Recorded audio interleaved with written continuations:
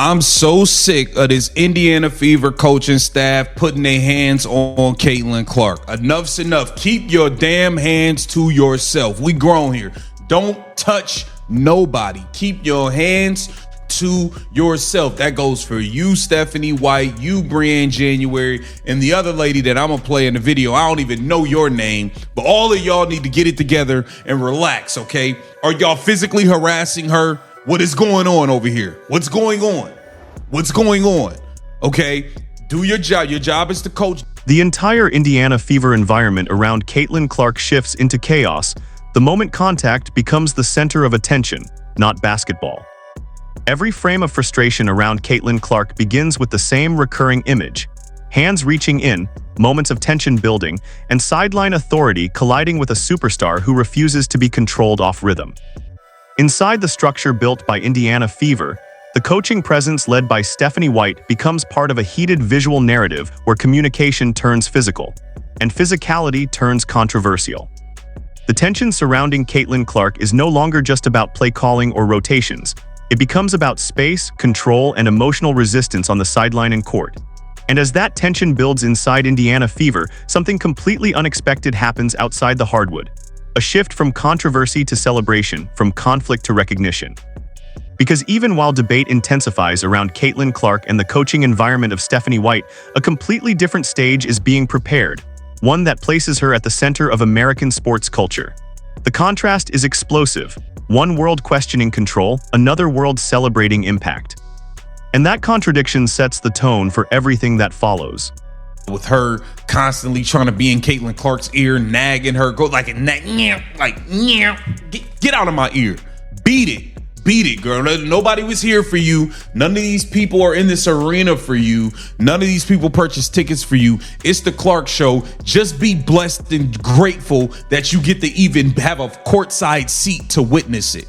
It's as simple as that. Brianne January, you got to fall back. As far as I'm concerned, she can go with Stephanie White. Okay, now we have to get into this. Shout out to Caitlin Clark's Stan account, man.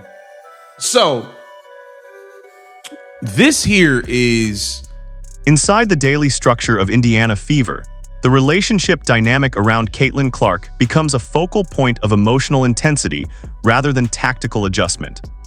The repeated presence of sideline guidance from Stephanie White creates a pattern where communication is constant, physical proximity is frequent, and interpretation becomes divided depending on perspective. For Caitlin Clark, every interaction becomes layered with pressure, balancing leadership responsibility while operating inside a system where every movement is analyzed in real time.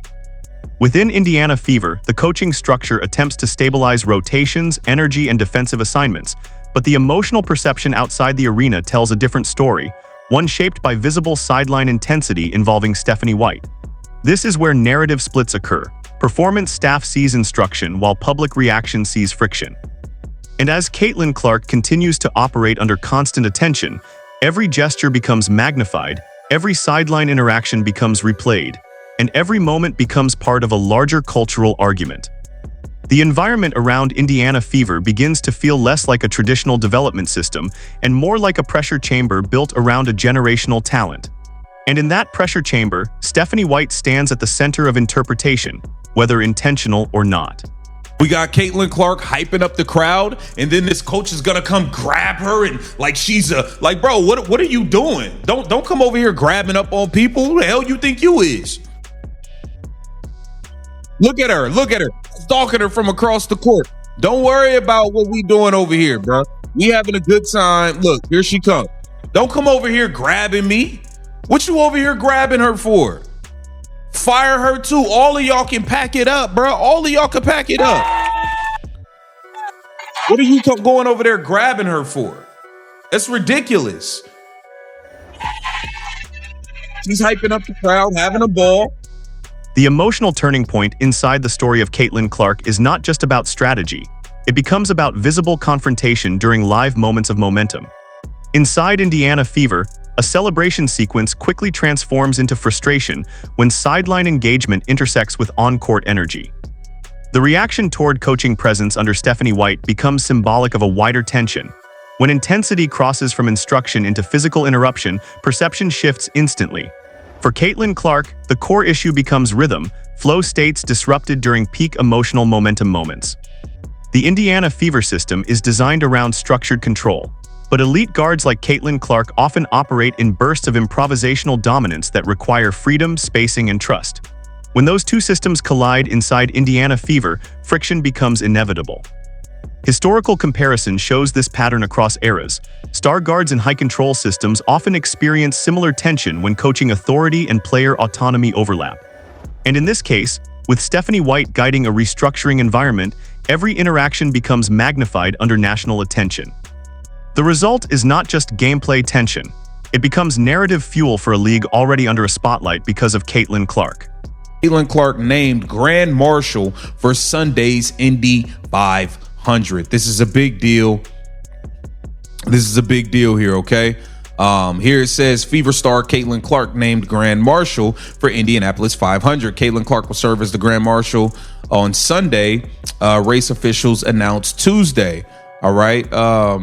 Here it says the Indiana Fever star will give the traditional command for drivers to report to their cars before the 110th edition at the Indy Motor Speedway. Okay, she says, I'm honored to represent Gamebridge as Grand Marshal for the Indy. While tension defines one side of the story inside Indiana Fever, another reality emerges that completely reframes the public image of Caitlin Clark. Despite all controversy and debate surrounding coaching dynamics involving Stephanie White, the broader sports world continues to elevate her influence beyond basketball alone. The announcement placing Caitlin Clark as Grand Marshal of the Indianapolis 500 represents a cultural crossover moment rarely seen in modern women's sports. Inside Indianapolis 500 culture, leadership roles like Grand Marshal symbolize visibility, mainstream acceptance, and national-level recognition. And for Caitlin Clark, this becomes more than a ceremonial honor. It becomes a statement about reach, marketability, and transformation of women's basketball visibility. Even as internal debates continue inside Indiana Fever involving Stephanie White, external validation continues expanding in the opposite direction. This dual reality, internal pressure versus external elevation, defines the modern era of Caitlin Clark. The story surrounding Caitlin Clark inside Indiana Fever now exists on two parallel tracks. One defined by sideline intensity involving Stephanie White, and another defined by national recognition and cultural elevation. What remains unanswered is where this trajectory ultimately leads, toward greater harmony inside the system, or deeper separation between coaching control and superstar freedom. Because as the spotlight grows brighter on Caitlin Clark, every interaction, every adjustment, and every public moment becomes part of a larger league-defining narrative. The question now is simple. Is the Indiana Fever system being built around Caitlin Clark, or is Caitlin Clark outgrowing the system itself?